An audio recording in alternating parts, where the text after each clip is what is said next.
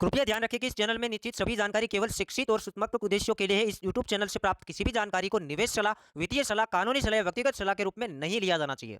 Right. When you look at some technologies, though, you seem to feel, the government certainly seems to feel that these are more dangerous technologies and we don't want to encourage them too much. I was speaking specifically of crypto, for example, cryptocurrency, which is probably a right call, by the way. I'm not a great fan of crypto.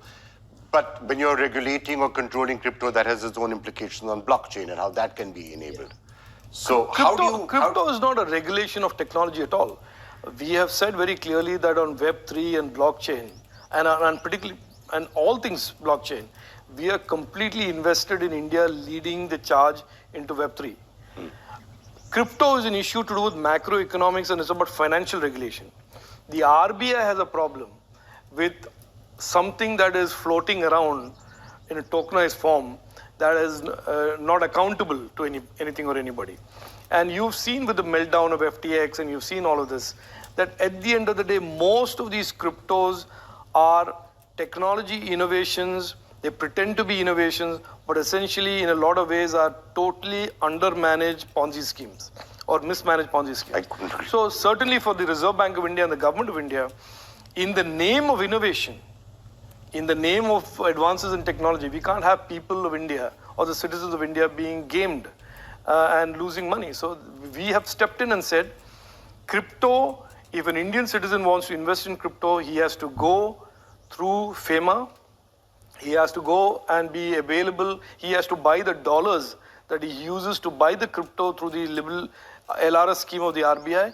Certainly, if somebody thinks that he can exchange his rupees for cryptos, he is violating about half a dozen laws, including but not limited to FEMA. दोस्तों, तो यहाँ पर अपने video clip के अंदर देखा राजीव जी ने क्या क्या क्रिप्टो करेंसी के बारे में बताया, रिस्क के बारे में बताया, आरबीआई के बारे में बताया कि आरबीआई क्या कहती है crypto currency related, crypto currency किस तरीके से आने वाले टाइम के अंदर प्रॉब्लम क्रिएट कर सकती है और क्रिप्टो करेंसी क्या है। उसने यहाँ पर वेब3 के बारे में पॉजिटिव कहा है, पहले से ब्लॉकचेन के बारे में पॉजिटिव कहा है, बट एक क्रिप्टो करेंसी के बारे में अभी भी यहाँ पर ए रेगुलेशन के बारे में बातें करते। साथ साथ उसने ये भी कह दिया, पोंजी स्कीम के बारे में बोल दिया। मतलब आप समझ सकते हो कि क्या क्या यहाँ पर कहा, आपने वीडियो क्लिप देख लिया। नेक्स्ट यहाँ पर बात करते हैं तो G20 summit will be bullish for crypto in India says Gracy Chen. अब एक ग्रेसी चेन कौन है? वो यहाँ पर Bitget cryptocurrency exchange है इंटरनेशनल, उसके एमडी है। तो कहीं ना कहीं ये बात अच्छी है, ये बात यहाँ पर पॉजिटिव बन जाती है। उसके बाद यहाँ पर बात करें तो ईडी यहाँ पर अभी इन्वेस्टिगेशन कर रही कुछ केसेस के अंदर जहाँ पर मनी लॉन्ड्रिंग के केसेस है। जैसे कि जन्मय लैब्स के अंदर एक मनी लॉन्ड्रिंग का मामला बना था, काफ़ी पुराना, 1 साल पहले का मामला, और भी काफ़ी मामले चल रहे। उसके अंदर फिलहाल अभी भी इन्वेस्टिगेशन हो रहा है, कहीं गलत लगता है तो वहाँ पर फंड को अभी भी सीज किया जा रहा है। तो एक अच्छी बात है कि जो लोग फ्रॉड कर रहे हैं, मनी लॉन्ड्रिंग कर रहे हैं, उसके फंड को सीज किया जाए, ये बात एकदम सही है। बाकी आपको क्या लगता है कि क्रिप्टो करेंसी क्या इंडिया के अंदर रेगुलेट होगा या नहीं होगा? कभी आपको पॉजिटिव दिखता है, कभी आपको नेगेटिव दिखता है, मतलब दोनों साइड चल रहा है, कभी पॉजिटिव बोलते हैं, नेगेटिव बोलते हैं, बट बैन के बारे में फिलहाल के लिए नहीं बन रहा है। देखते हैं आगे क्या होता है। आपको क्या लगता है कमेंट सेक्शन के अंदर बता दीजिएगा। लास्ट में यहाँ पर एक exchange Bitget cryptocurrency exchange, मैं हर बार इसलिए बताता हूँ क्योंकि मैं एक ही एक्सचेंज के बारे में ये देख रहा हूँ कि यहाँ पर एक तो इवेंट अच्छे आते हैं, दूसरी चीज़ कि यहाँ पर ट्रेडिंग वॉल्यूम अच्छा खासा मिल जाता है। और कहीं ना कहीं ये देखा जाए तो बीट गेट एक्सचेंज जो यहाँ पर इवेंट लाता है, उनमें से जो उसने दिखाया है, अगर आप क्राइटेरिया कंप्लीट करते हो तो कंप्लीटली आप विन कर जाते हो। एक्चुअल में लोग देते हैं। दूसरी चीज़ यहाँ पर मेरा भी फायदा है, अगर आप ट्रेडिंग करोगे, वॉल्यूम जनरेट करोगे तो मैं भी कुछ विन करूँगा। ट्रेडिंग वॉल्यूम में से मेरे को भी कुछ बेनिफिट्स होगा, मतलब कि जो ट्रेडिंग फीस आपका कटता है उनमें से मेरे को कुछ मिलेगा। तो अभी मैं डायरेक्टली ऐसे लिंक नहीं दे रहा हूँ, आपको भी यहाँ पर बहुत ज़्यादा बेनिफिट है, मुझसे भी ज़्यादा बेनिफिट्स है। एक तो आप, ये बड़ा लिंक है मेरा, यहाँ से आप ज्वाइन करोगे तो यहाँ पर आपका विनिंग रेट बढ़ जाएगा।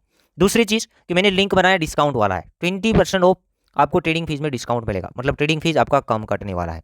बाकी यहाँ पर ये देखो, यहाँ पर कितने सारे इवेंट चल रहे हैं। अभी आज डोजकॉइन का ट्रेडिंग सेलिब्रेशन है। आप यहाँ पर डोजकॉइन के अंदर इस इवेंट में जैसे पार्टिसिपेट करते हो, इसके ऊपर क्लिक करना है, पार्टिसिपेट करना है, फिर ट्रेडिंग करते हो तो आपको यहाँ पर 50,000 BGB प्लस 10,000 USDT जब ये शेयर करेंगे, डिस्ट्रीब्यूट होगा, अगर यहाँ पर इसने क्राइटेरिया दिया है वो कंप्लीट करते हो तो आपको मिलेगा।